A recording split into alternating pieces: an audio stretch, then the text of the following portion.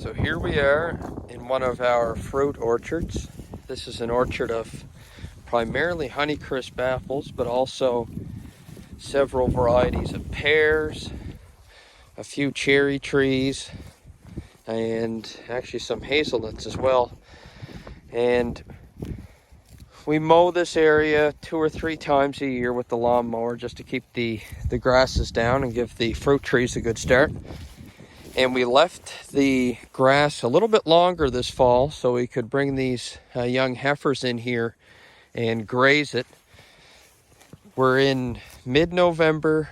The grass here is about 15 centimeters tall. It's quite green, still very lush.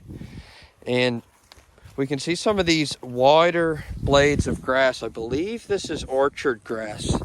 And I think if that had another 2 or 3 weeks rest, it could have actually been a lot more dominant in this little area. Nonetheless, we're using these cows to mow the grass to keep the competition down for the trees.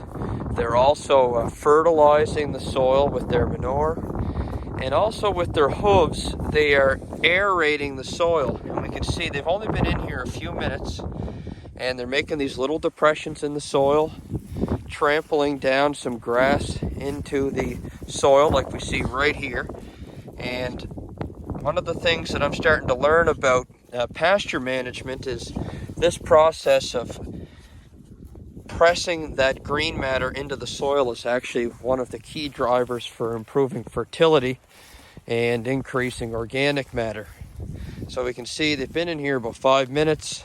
They're going around picking the best stuff, and in this process they're doing a little aeration, and they'll be in here for about 36 hours. They'll mow this down nice, and then we'll move them up the field. So this is just one way that farmers can use cows to also help grow other crops.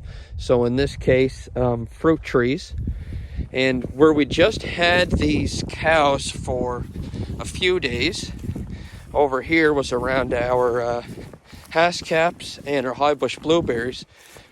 And so we had this fence over here running off the eastern perimeter fence. You got to hook these up to an electric fence somehow, these temporary fences.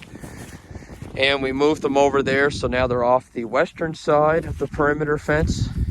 So we had to make a lane this morning, which took 5 minutes and a few of these step-in posts to bring them over across the field. And this area is quite mucked up, which is what I wanted, because this is actually an old garden bed. And we had tilled it this year, planted pumpkins. They didn't grow that well. It was just outcompeted by weeds. You can see them here. So we'll continue to till this and probably do a cover crop next year. But here's the poop, adding the fertility to the soil. And you can see they were in here for about 4 days, chewing down some of the plants. And this is our highbush blueberries right here.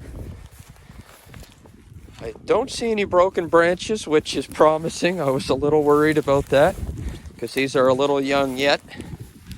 And then over here's our haskcaps. They trampled this down nice. Some poop in between it.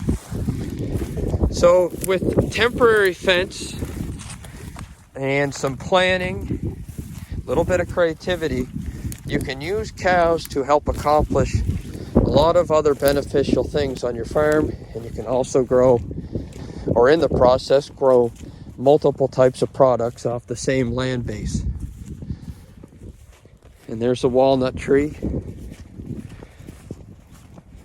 And I believe this is a Honeycrisp apple. This one's really keeping its leaves on late. So there you have it, folks. A short video on using cows in the orchard, some of the reasons why and some of the benefits for the land that we can accomplish. So thanks for watching the video. If you liked it, please hit the like button and feel free to subscribe. It would be much appreciated. Thank you very much.